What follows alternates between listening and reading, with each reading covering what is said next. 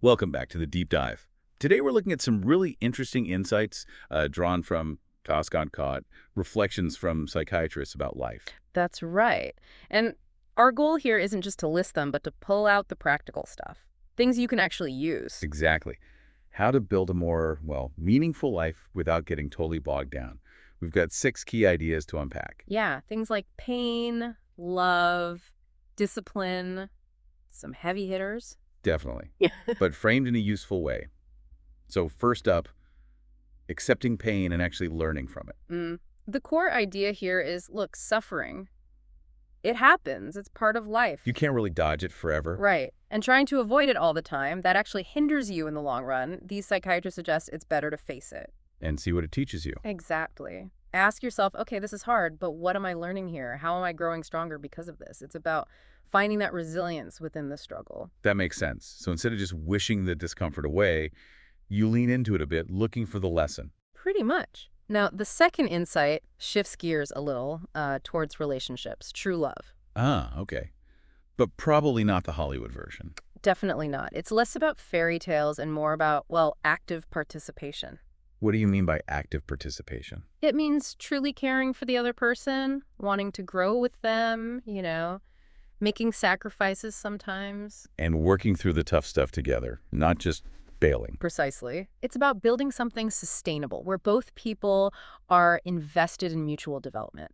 It's work, but meaningful work. Right. A much more grounded take. Okay, so building on that idea of effort. Insight number 3 is discipline. Yeah, and I know discipline can sound a bit harsh, maybe restrictive, A little bit, yeah, like rules and limitations. but the way it's presented here is more like a tool.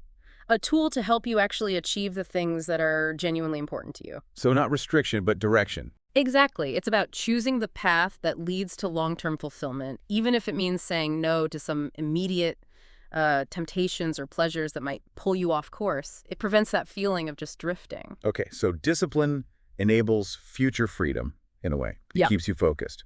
That leads logically to the next one, number 4, taking responsibility for yourself. This one's huge. It's framed as the absolute starting point for any real personal change or success. Meaning you can't really move forward until you own your part. Basically, yes. Look, external stuff happens to all of us, right? Things outside our control. But where our power really lies is in how we choose to respond. Rather than just blaming circumstances or other people. Exactly. Blame is unproductive. It keeps you stuck. Taking responsibility, even for your reactions to difficult things, that's what empowers you to actually do something about your situation. Puts the reins back in your hands.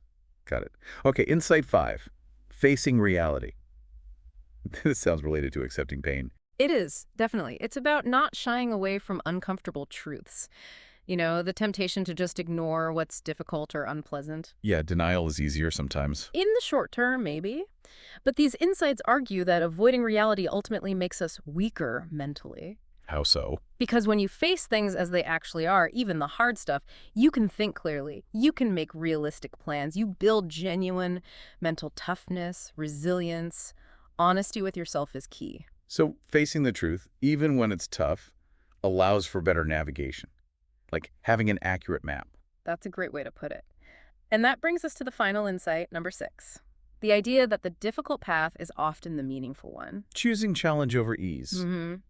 It suggests that while taking the easy route might seem appealing, it's often by tackling challenges, by choosing the path that requires effort and growth, that we find the deepest sense of purpose. You discover what you're capable of along the way. Precisely. You find that inner strength, you understand the real value of effort, and that's where profound meaning often lies. Not in coasting, but in striving. Okay, so let's quickly recap these 6 points from Kunkown. We've got accept pain as a teacher. Right.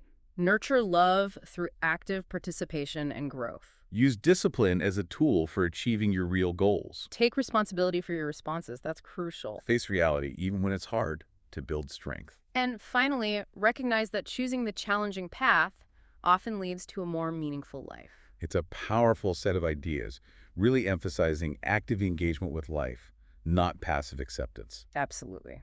Which leaves us with the final thought for everyone listening. Thinking about these 6 insights, is there one that particularly resonates with you right now where you are in your life?